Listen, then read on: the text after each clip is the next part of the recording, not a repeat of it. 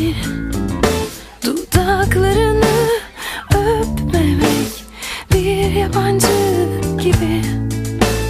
Bilirsin ayrılık konusunda iyi değiliz ikimiz de. Bir kıvılcım yeterdi her zaman koşup geri dönmemize. Değmesin ellerimiz, buluşmasın bu gözler. Yine erir gideriz, unutulur yeminler. Biz hiç beceremedik sevmeyi de, terk etmeyi de.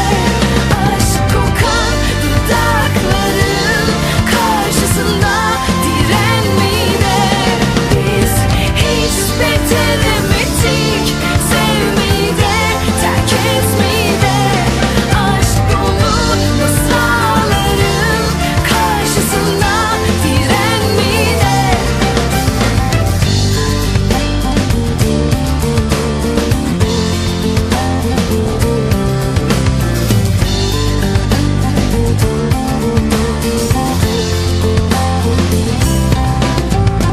Ah ne zormuş bitsin demek, hala severken seni, dudaklarını öpmemek bir yabancı gibi.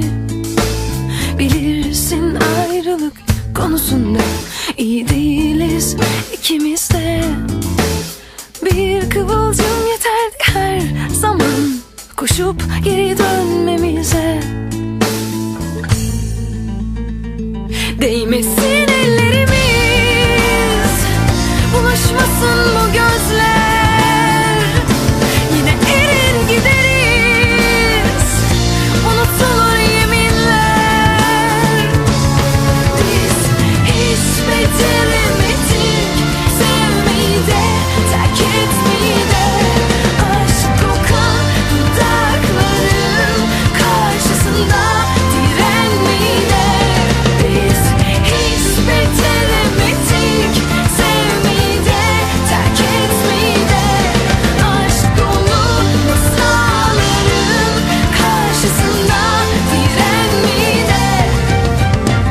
İşte bir kez daha durup karşında, belki de son defa soruyorum sana.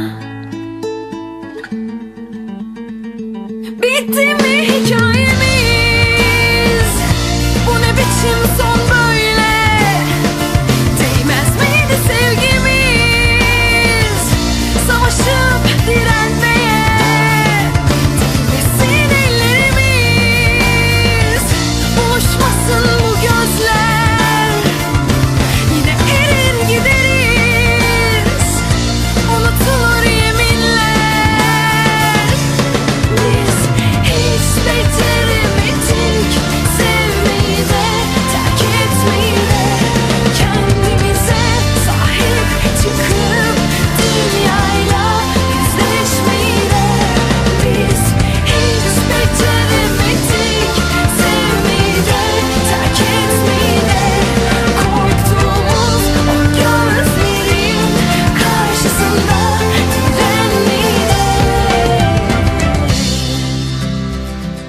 Bitmesin hikayemiz,